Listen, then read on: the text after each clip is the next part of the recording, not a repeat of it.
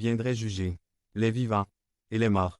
Devant lui, tout genou fléchira au ciel, sur la terre et sous la terre, et toute langue confessera que Jésus-Christ est le Seigneur de la gloire de Dieu le Père, grâce à la vie, à la mort et à la résurrection de Jésus-Christ dont Moïse et Élie ont parlé ce jour-là sur la montagne. Aujourd'hui, vous et moi, en tant que croyants en Christ, pouvons avoir une vie pleine d'espoir et de force, bien que nous soyons véritablement des vases d'argile, traversant parfois des moments riches et d'autres moments difficiles, nous pouvons avancer en faisant confiance et en dépendant de notre grande alliance, Dieu, parce que Jésus-Christ a accompli son œuvre glorieuse de rédemption. Par sa grâce, nous avons été adoptés dans la famille de Dieu. Il a répandu le Saint-Esprit dans nos cœurs et en tant qu'enfants. Rien ne peut nous séparer de son amour. Alors frères, si vous croyez en Jésus-Christ, dans vos moments élevés, faites confiance. Et dépendez de votre Dieu et dans vos moments faibles, faites confiance et dépendez de votre Père céleste. Point. Il se manifeste à tout moment et se glorifie en nous fortifiant et en nous utilisant dans la faiblesse, en accomplissant l'impossible à travers des personnes petites et fragiles.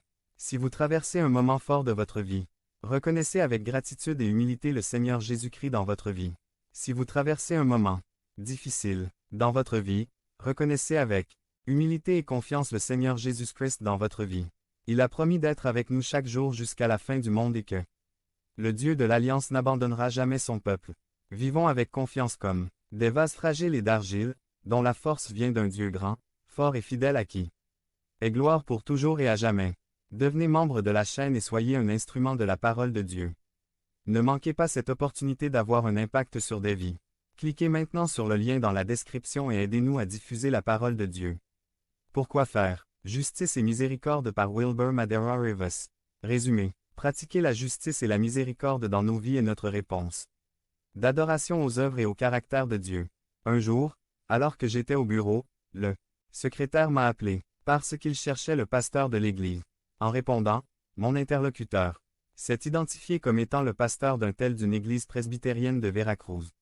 Il m'a dit qu'il m'appelait pour voir si nous pouvions aider le fils d'une sœur, membre de cette église qui se trouvait au terminal routier de Mérida. Il s'avère que cette personne se rendait à Veracruz pour voir sa mère malade et a été attaquée et s'est retrouvée bloquée à Mérida et voulait voir si nous pouvions l'aider à continuer son voyage à Veracruz. Bien sûr, en promettant de restituer tout ce qui a été investi dans ce support. 543. Il m'a donné l'adresse de la personne et j'ai accepté de voir ce qui pouvait être fait. Je me suis dirigé vers le terminal et j'ai trouvé la personne. Quand je l'ai vue, j'étais un peu dubitatif, car son apparence était assez désalignée, mais je pensais qu'il était ainsi à cause de l'agression qu'il avait subie. De plus, j'ai remarqué qu'il avait une page de la section jaune dans la poche de sa chemise. À l'époque, nous étions annoncés dans la section jaune. Point. Quelque chose en moi refusait de croire à cette histoire, mais en même temps, ma conscience chrétienne me marquait d'insensible, et entre pensée et pensée, j'ai finalement accepté de l'aider.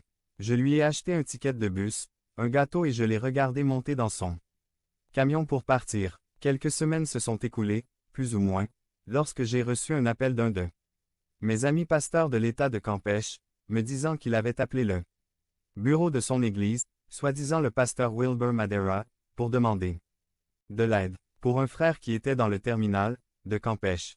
Et il a parlé pour confirmer que j'avais bien appelé.